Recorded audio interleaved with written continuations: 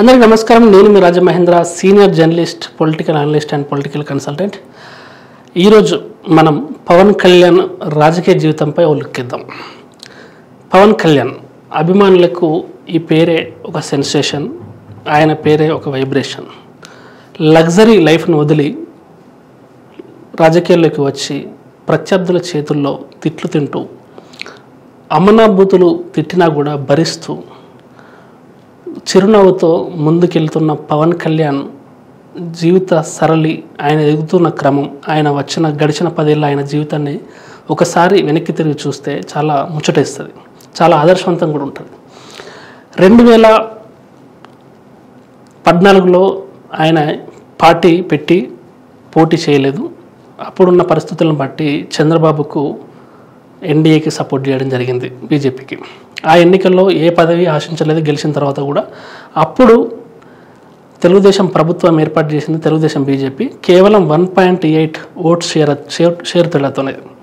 అంటే దాదాపు east Godavari, west Godavari అంటే కాపుల ప్రాబల్యం అధికంగా ఉండే ఈస్ట్ వెస్ట్ జిల్లాల నుంచి వచ్చిన సీట్లతో అక్కడ అప్పుడు టీడీపీ ప్రభుత్వాన్ని ఏర్పాటు చేసింది.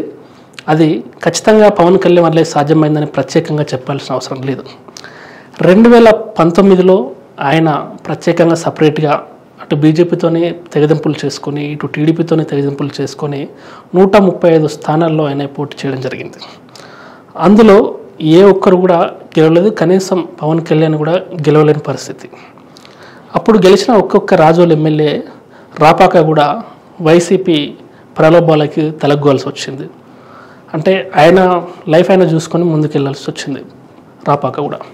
అయినా కూడా ఆ ఎన్నికల్లో అత్యంత భారీ ఓటమి చెందిన తన ఎమ్మెల్యేలు ఎవరు కూడా గెలవకపోయినా, చివరికి తనే గెలవకపోయినా ఏమాత్రం ఆయన లో ఫీల్ కాలేదు, ఏమాత్రం దుఃఖంలోకి మునిగిపోలేదు, ఏమాత్రం లోపలనే ఉండిపోలేదు. ఓటమి చెందిన నెక్స్ట్ డేనే పార్టీ మీటింగ్ నిర్వహించి చిరునవ్వుతో కనిపించి అందరినీ ఆశ్చర్యపరిచాడు పవన్ కళ్యాణ్. రాజకీయాలలో బేసిక్గా ఎట్లుంటుందంటే, సినిమా వాళ్ళు పాలిటిక్స్లోకి వస్తే ఒక దైవం అనే ఒక కాన్సెప్ట్లో ఉంటారు వాళ్ళు. అంటే ఒక ఎదురులేని భాష, రజనీకాంత్ భాష సినిమాలో ఫ్లాష్ బ్యాక్లో భాష ఉన్నట్టు, రజనీకాంత్ ఉన్నట్టు. అంటే వాళ్ళు ఏ రాజకీయాల్లోకి అడుగు పెడితే, వాళ్ళు ఎక్కడ అడుగు పెడితే అక్కడ వాళ్ళకే ప్రజాదరణ ఉండాలి, వాళ్ళకే ప్రియారిటీ ఉండాలి, వాళ్ళు చెప్పింది సాగాలనే కాన్సెప్ట్తోని, ఆ మైండ్ సెట్తోని ఎక్కువ సినిమాల నుంచి రాజకీయాల్లోకి వచ్చిన వాళ్ళు ఉంటారు. ఈవెన్ చిరంజీవి కూడా అలాగే ఉండేవాళ్ళు. ఆయనకు అది వర్కౌట్ కాకనే మళ్ళీ రాజకీయాల నుంచి నిష్క్రమించడం జరిగింది, అది వేరే విషయం. అయినా పవన్ కళ్యాణ్ అంత భారీ అవమానం చెందినా కూడా, అంత భారీగా ఓటమి పాలైనా కూడా ఏ రోజు చెక్కు చెదరలేదు, అనగలేదు, భయపడలేదు, వెనక్కి పోలేదు. తర్వాత తనను తాను ఆత్మవిమర్శ చేసుకున్నారు. నేను తెలుగుదేశం పార్టీ, వైఎస్ఆర్సీపీ 2 పార్టీలు బలమైన పార్టీలు, బలమైన సామాజిక వర్గాలకు చెందిన పార్టీలు ఉన్నాయి. నేను ఒక 3వ పార్టీగా, 3వ ప్రత్యామ్నాయంగా ప్రజలకు దగ్గర కాగలనా, ప్రజలకు చేరువ కాగలనా, ఈ 3వ ప్రత్యామ్నాయ శక్తిగా నేను ఎదగలనా, వాళ్ళిద్దరిని దాటి నాకు జనాలు ఎందుకు ఓట్లు వేస్తారు, ఓట్లు వేయాలంటే నేను ఏం చేయాలా అని చెప్పేసి అని ఆత్మవిమర్శ చేసుకున్నారు, ఆలోచించారు. తనకు ఒక క్లారిటీ వచ్చింది. 2 అంటే ఎన్టీఆర్ పార్టీ పెట్టినప్పుడు కాంగ్రెస్ తప్ప వేరే ప్రత్యామ్నాయం లేదు. కాబట్టి అప్పుడు ఎన్టీఆర్ భారీ మెజారిటీ సాధించడానికి కూడా అదొక main reason, one of the main reasons అప్పుడున్న. ఎందుకంటే ప్రత్యామ్నాయం ఏం లేదు. ఇటు చూస్తే ఎన్టీఆర్ అత్యంత ప్రజాదరణ కలిగిన సూపర్ స్టార్, దేవుడి పాత్రలు వేసిన వ్యక్తి, జనాల ముందుకు వచ్చేసరికి జనాలు పూనకాలతో ఊపారు సీనియర్ ఎన్టీఆర్ని చూసి. కారణం, అప్పుడున్న రాజకీయ పరిస్థితుల్లో అప్పుడు ఏ పార్టీ లేదు. అప్పుడు వేస్తే కాంగ్రెస్కే ఓటేయాలి, లేకపోతే ఇంట్లో వండుకోవాలి. అలాంటి సందర్భంలో వచ్చి ఎన్టీఆర్ పార్టీ పెట్టడం 8 నెలల్లోనే అధికారంలోకి రావడం జరిగింది. కానీ పవన్ కళ్యాణ్ పార్టీ పెట్టినప్పుడు పరిస్థితులు అలా లేవు. బలమైన చంద్రబాబు నాయుడు ఒకవైపు, అత్యంత బలమైన మాస్ పాపులారిటీ ఉన్నటువంటి రాజకీయ నాయకుడు వైఎస్ జగన్ ఒకవైపు. వీళ్ళిద్దరిని తట్టుకొని పార్టీ నిలబడుతుందా నిలబడదా అని ముందు వెనక చూడకుండా రావడం, పార్టీ పెట్టడం జరిగింది. సో ఆయనకు అవన్నీ అర్థమైపోయినాయి. తనను తాను విమర్శ చేసుకొని వీళ్ళిద్దరిని దాటి నాకు ఓట్లు రావాలి అని అంటే ఇప్పట్లో సాధ్యమయ్యే పని కాదు. కానీ నాకు రాజకీయంగా నేను ఓటమి పాలవద్దు, నన్ను నమ్ముకున్న క్యాడరు, నన్ను నమ్మిన నా కాపు సామాజిక వర్గం ఓటమి చెందొద్దు, నా మీద నమ్మకం పోకూడదు, నేను ఈసారి నిలబడాలి అని అంటే ఈసారి ప్రభుత్వ వ్యతిరేక ఓటు చీలొద్దు. నేను కొన్ని మెట్లు దిగైనా పర్వాలేదు, జగన్ని ఈసారి ఓడించాలని చెప్పి కంకణం కట్టుకొని ఆయన తెలుగుదేశం పార్టీ కష్టకాలంలో ఉన్నప్పుడు తెలుగుదేశం పార్టీని అధినేత చంద్రబాబును జగన్మోహన్ రెడ్డి జైల్లో వేసినప్పుడు ఏదో ఒక కేసు విషయంలో ఆయన వెళ్ళి బాహాటంగా ఎలాంటి కండిషన్స్ లేకుండా జైలు బయట ఒకవైపు నారా లోకేష్, మరోవైపు నందమూరి బాలకృష్ణ, మధ్యలో పవన్ కళ్యాణ్, అలాంటి కష్టకాలంలో టీడీపీ క్యాడర్తో పాటు కమ్మ కుల సామాజిక వర్గం, కమ్మ సామాజిక వర్గం మొత్తం టెన్షన్గా బిక్కుమంటూ ఏం జరుగుతుందో అని టీవీలో కతికపోయి చంద్రబాబు అప్డేట్స్ చూస్తున్న సమయంలో, నైరాశ్యంలో ఉన్న సమయంలో, నిర్వేదంలో ఉన్న సమయంలో పవన్ కళ్యాణ్ వెళ్ళి తెలుగుదేశం పార్టీకి నేను తెలుగుదేశం నాయకుడు చంద్రబాబుకు అండగా ఉంటున్నా, తెలుగుదేశం పార్టీ క్యాడర్కు నేను అండగా ఉంటా అని చెప్పేసి అని పొత్తు పెట్టుకుంటున్నాం. పొత్తు నేను ప్రకటిస్తున్నా అఫీషియల్గా. తెలుగుదేశం పార్టీ, జనసేన కలిసి ఈసారి ఎన్నికల్లోకి వెళ్తాయి. వీలైతే బీజేపీతో చర్చలు జరిపి బీజేపీని కూడా కలుపుకొని ముందుకెళ్తామని రాజమండ్రి జైలు సాక్షిగా పొత్తు ప్రకటించడం సంచలనానికి దారితీస్తుంది. ఆ క్షణంలో కమ్మ సామాజిక వర్గం అయితేనేమి, తెలుగుదేశం పార్టీ క్యాడర్ అయితేనేమి పవన్ కళ్యాణ్ని ఒక పెద్ద నెలగా చూస్తాయి. అది పవన్ కళ్యాణ్కి చాలా పాజిటివ్ అయింది. నిజానికి కమ్మలకు కాపులకు మధ్యలో వైరం కొన్ని దశాబ్దాలుగా కొనసాగుతుంది వంగవీటి రంగ హత్య కారణం వల్ల. ఆ హత్య వాళ్ళే చేయించాలని వీళ్ళు, ఏం కాదని వాళ్ళు, అలా ఒకరి మీద ఒకరికి ఒక రకమైన హేట్ పాలిటిక్స్ అనేటివి ఆంధ్రప్రదేశ్లో ఉన్నాయి.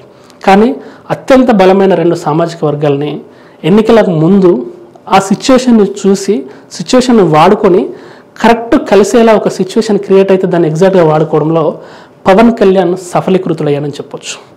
నిజానికి పవన్ కళ్యాణ్ కూడా ఈ ఎన్నికల్లో సపరేట్గా పోటీ చేస్తే చాలా మట్టికి వ్యతిరేక ఫలితాలే వచ్చి ఉండేవి. ఈవెన్ పవన్ కళ్యాణ్ కనుక సపరేట్గా పోటీ చేస్తే వైఎస్ఆర్సీపీ భారీ మెజార్టీతో ప్రభుత్వాన్ని ఏర్పాటు చేసి ఉండేది.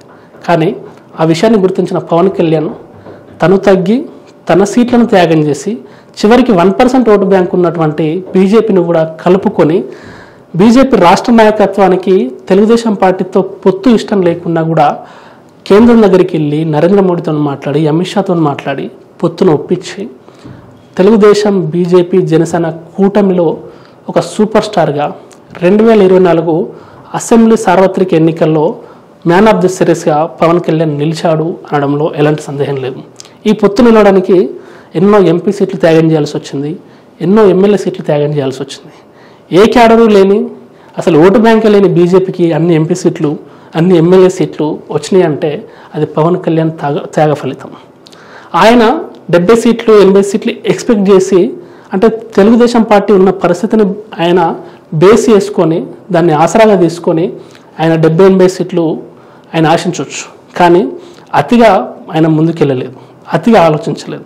ఓవర్గా నేను చేయొద్దు, నాకున్న లిమిటేషన్స్ని నేను తెలుసుకొని, నాకున్న పరిధిని నేను గ్రహించి, నాకున్న శక్తి మేరకు నేను పోటీ చేయాలనుకున్నాడు. ఆయనకున్న ఆర్థిక సోర్సెస్ని బట్టి, ఆయనకున్న రాజకీయ సోర్సెస్ని బట్టి, ఆయనకున్న క్యాడర్ని బట్టి ఎన్ని సీట్లు పోటీ చేయాలనుకున్నాడో అంతకన్నా తక్కువ సీట్లే పోటీ చేసి ఇవాళ ఒక చరిత్రలో అత్యంత పెద్ద త్యాగం చేసిన ఒక బలమైన లీడర్గా పవన్ కళ్యాణ్ నిలిచిపోతాడు.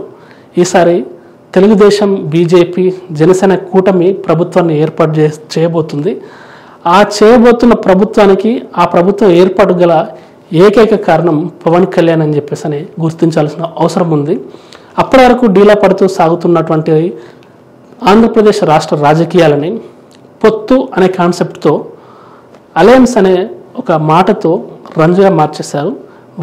ఏకాబికిన వైసీపీ వైపు వైసీపీ డామినేషన్తో సాగుతున్న రాజకీయాలని పొత్తు అనే ఒక మాటతో, పొత్తు అనే ఒక చర్యతో కంప్లీట్గా తెలుగుదేశం, జనసేన, బీజేపీకి ఫేవర్గా రోజు రోజుకి దాన్ని మలుస్తూ, జనాల్లో నానుతూ, చంద్రబాబు జైల్లో ఉన్నా కూడా జగన్పై వ్యతిరేకంగా పోరాడుతూ ఆయన పార్టీ కార్యక్రమాలు చేయడము, తెలుగుదేశం పార్టీ కార్యకర్తల్లో, జనసేన పార్టీ క్యాడర్లో కూడా ఊపు తీసుకురావడం జరిగింది.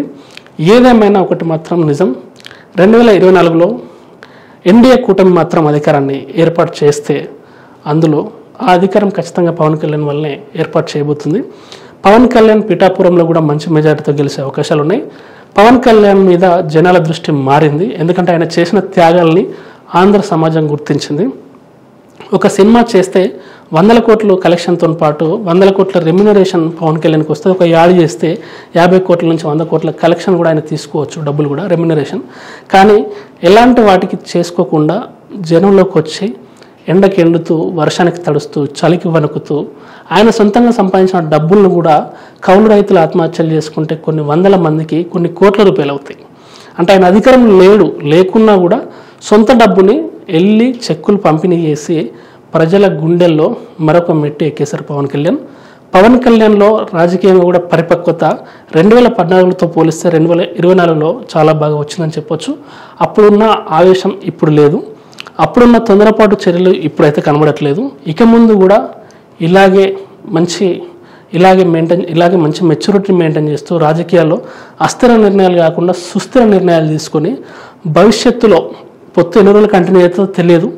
అది 5 ఏళ్ళు ఉంటుందా, 10 ఏళ్ళు ఉంటుందా, 15 ఏళ్ళు ఉంటుందా, లేదు సంవత్సరం ఉంటుందా, 6 నెలల్లోనే పొత్తు డిస్కనెక్ట్ అవుతుందా, పొత్తు విడిపోతుందా అనేది దాని మీద ఆయన బేస్ చేసుకోకుండా తనకు అంటూ ఒక సొంత ఇమేజ్ని, ఎట్లాగో సొంత ఇమేజ్ ఉంది, తనకంటూ ఒక సొంత క్యాడర్ని, ప్రభుత్వ నిర్ణయాల్లో తన ప్రభావాన్ని, తన ఉనికిని కాపాడుకునే విధంగా ఖచ్చితంగా రాష్ట్ర ప్రభుత్వం చేసేబోయే ప్రతి పనిలో పవన్ కళ్యాణ్ ముద్ర ఉండే విధంగా పవన్ కళ్యాణ్ మెలకుగా ఉంటూ ఆయన ముందుకు అడుగు వేస్తే రాబోయే రోజుల్లో 3వ ప్రత్యామ్నాయ శక్తిగా ఆంధ్రప్రదేశ్ ప్రజలకి ఒక మంచి లీడర్ దొరికాడు అని అనుకునే భరోసానిస్తే పవన్ కళ్యాణ్కు భవిష్యత్తు బాగుంటుందని చెప్పేసి నేను అనుకుంటున్నాను.